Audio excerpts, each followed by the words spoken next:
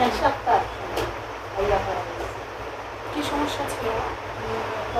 সমস্যা হলো পেটে বেদনা, এখন কি সমস্যা?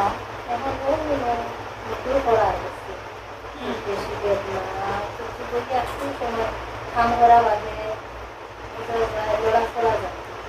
মাসিকের ডেট কবে আপনার?